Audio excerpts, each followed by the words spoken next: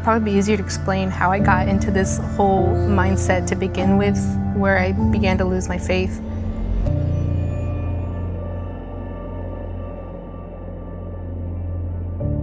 I didn't grow up the best way that you would imagine you'd want your own kids to grow up in. My mother was very Catholic. She's a wonderful woman, but my father wasn't so much like that. He was very abusive. He was a drug addict. I remember when we were kids, he would take us in the middle of the night just to go do drug deals. And while my mom had like 2 jobs, and she'd wake up in the middle of the night and her kids would be gone. I remember growing up and going to the Catholic church and them not really helping every Sunday. It felt more like a chore than an actual religious experience. And I knew that's not what it was supposed to be. So combined with this lifestyle that I grew up in and this church that wasn't really accepting, I began to think there's nobody there for me. And if there is somebody, why aren't they helping me and my brother? Why am I getting abused every day by my father who's supposed to love me?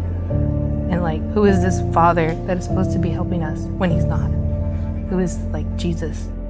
Because of that, I grew up with a hateful mindset towards the church and everything, and that just really changed when I met David and Miss Adrianna.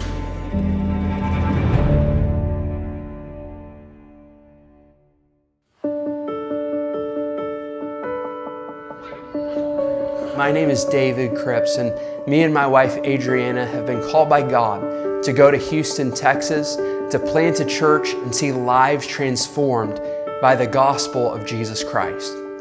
So when we moved here, I thought this area was a Bible Belt. I thought, Baytown, Houston, they need help, but I'm gonna go to a place that really needs Jesus. And then, like from day one, we started going, and we would knock on doors, we would meet people, and they didn't know the story of Adam and Eve. Some of them had never even heard the word gospel before. And it was just like over time, we just started to realize more and more that this area was that area. For the past 5 years, we've had the opportunity to serve at Victory Baptist Church in Baytown, Texas, where my dad, David Cripps Sr., is the pastor. We've had the opportunity, as we've served here, to lead student ministries, to lead outreach, and to provide some leadership in an administrative role. And since serving here, God has opened up our eyes and showed us that there are people all over this area that still need to be told the good news that Jesus loves them. We got connected to Kayla through one of the teenagers in our youth group. For a couple of years, we reached out to her. We would go to some of their events, try to meet her. And then Adrianna, she really felt burdened for Kayla. And Adrianna reached out to her and she just said, "Hey, why don't you come over for coffee?" I said, great. I just can't say no to a cup of coffee, obviously. Which we were a little bit surprised about because we'd been reaching out to her for 2 years. We just talked and I caught her up on everything that I had been doing the past couple of years. It wasn't until the end that we really started talking about the Bible. A little while later, I remember then Adrianna texted me like, "Hey, Kayla got saved." And that was super exciting.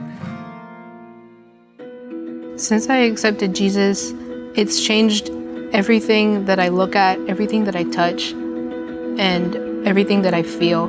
It's just so much brighter. It feels like somebody turned on the light. Thinking about his sacrifice, it makes everything else in my life seem so small. And that includes the obstacles that I've been faced with. And then by then it seems conquerable.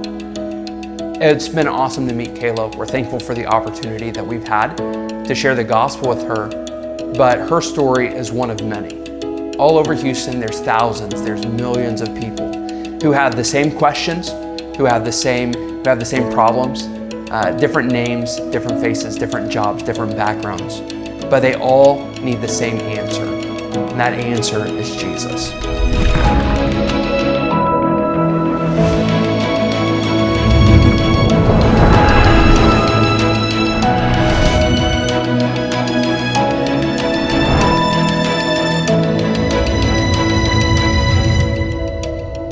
What we're asking everyone who sees this, we're asking you to be a part of that. If you invest in this, what you're going to be investing in is the gospel going to people. People having an opportunity to meet Jesus. That's what we're asking you to invest in.